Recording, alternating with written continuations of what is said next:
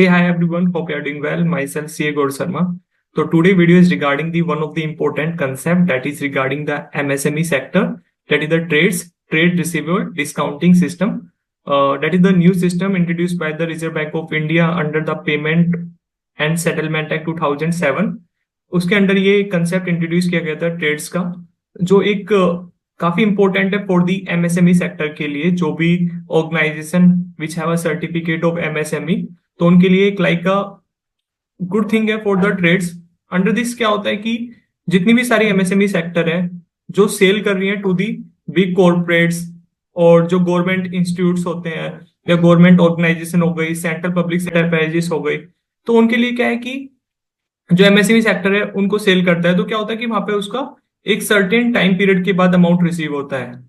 तो उसके लिए वो क्या कर सकता है कि सर्टेन टाइम पीरियड के बाद उसको तो अमाउंट रिसीव होता है, बट वो क्या कर सकता है कि जो उसने सेल्स के बिल कट किए हैं, डेट इज द लाइक कि अगर हम चले कि ये आपका एमएसएमई वाला बंदा है एक, ठीक है, इसने कुछ गुड सेल किए किसी कॉर्पोरेट को, तो यहाँ पे क्या हुआ कि अभी उन्होंने बोला कि यार 45 डेज मैक्सिमम कितना होता है, 45 डेज होता है एमएसएमई के अंदर, कि 45 डेज तक इसने सेल किया है. तो उसने बोला कि यार 30 दिन का भी पीरियड हो सकता है, यहाँ पे 30 डेज का हुआ.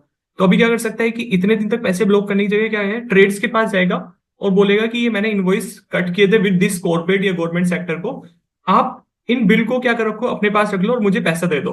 तो अभी ये ट्रेड क्या करता है, ट्रेड जो है ये कॉर्पोरेट के पास जाता है और उससे एक्सेप्टेंस लेता है कि क्या तुमने गुड्स परचेज किया है उस पर्सन से. तो ये एक्सेप्टेंस देते ही ये क्या करेंगे, इसको फाइनेंसिंग कर देंगे. तो लाइक बिल डिस्काउंटिंग होता है ना, तो बिल डिस्काउंटिंग जनरली कब किया जाता था कि जब तुम्हारी पोजीशन होल्ड हो, तुम्हारा गुड हो. बट अभी क्या है कि एमएसएमई सेक्टर को भी एक बेनिफिट पहुंचाने के लिए, उनका वर्किंग कैपिटल को जो ब्लॉकेज है उसको रिड्यूस करने के लिए ट्रेड्स वाला कंसेप्ट आरबीआई लेके आया है. अब इससे क्या बेनिफिट हो सकता है, इससे बहुत सारे बेनिफिट है. अगर देखा जाए तो इससे क्या क्या बेनिफिट है फॉर ट्रेड्स के लिए कि एक तो ये क्या होगा, first this is non recourse basis.